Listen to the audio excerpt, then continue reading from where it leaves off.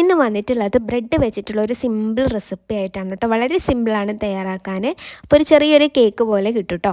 അതിന് വേണ്ടിയിട്ട് ഒരു മിക്സീൻ്റെ ജാറിലോട്ട് 2 ബ്രെഡ് മുറിച്ചിടുന്നുണ്ട്. എന്നിട്ട് നമ്മൾ നല്ല ഫൈനായിട്ടത് പൊടിച്ചെടുക്കുക കേട്ടോ. അപ്പോൾ അത് ഇവിടെ നന്നായിട്ട് പൊടിച്ചെടുത്തിട്ടുണ്ട്. ഇനി ഒരു പാൻ എടുക്കുക.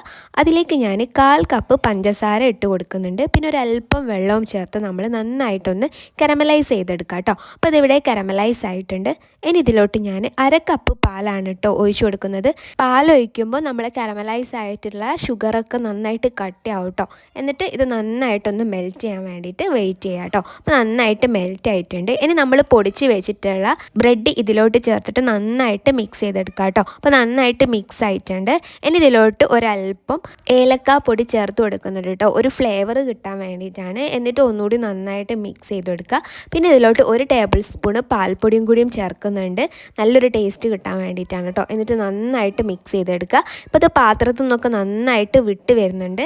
നന്നായിട്ട് വിട്ട് വന്നതിന് ശേഷം നമുക്കിതൊരു ബൗളിലോട്ട് മാറ്റാം കേട്ടോ.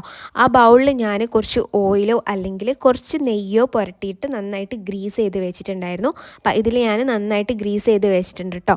ഇനി നമ്മൾ മിക്സ് ഇതിലോട്ട് ഇട്ടിട്ട് നന്നായിട്ടൊന്ന് പ്രസ് ചെയ്ത് കൊടുക്കുക കേട്ടോ. ഞാനൊരു സ്പൂൺ ഉപയോഗിച്ചിട്ട് നന്നായിട്ട് എല്ലാ ഭാഗത്തും ആകുന്ന രീതിയിൽ പ്രസ് ചെയ്ത് വെച്ചിട്ടുണ്ട്. ഇനി നമുക്കിത് നന്നായിട്ട് തണുക്കാനായിട്ട് വെയിറ്റ് ചെയ്യാം കേട്ടോ. അപ്പോൾ അത് നന്നായിട്ട് തണുത്തതിന് ശേഷം ഞാനൊരു പാത്രത്തിലോട്ടൊന്ന് കമഴ്ത്തി കൊടുക്കുന്നുണ്ട്. അപ്പോൾ കുറച്ചൊരു പണി ഉണ്ടായിരുന്നു, ഞാൻ അടിയിൽ ബട്ടർ പേപ്പർ ഒന്നും വെച്ചിട്ടില്ലായിരുന്നു. അപ്പോൾ നമുക്കൊന്ന് കട്ട് ചെയ്ത് നോക്കാം. അപ്പോൾ അടിപൊളിയായിട്ടുള്ള ഒരു സിമ്പിൾ റെസിപ്പിയാണ്. ജസ്റ്റ് ഒന്ന് ട്രൈ ചെയ്ത് നോക്കൂ കേട്ടോ. ഭയങ്കര ടേസ്റ്റാണെന്നൊന്നും പറയുന്നില്ല, പക്ഷേ ഓക്കെ ആണ്. അപ്പോൾ എല്ലാവരും ട്രൈ ചെയ്ത് നോക്കുക. താങ്ക്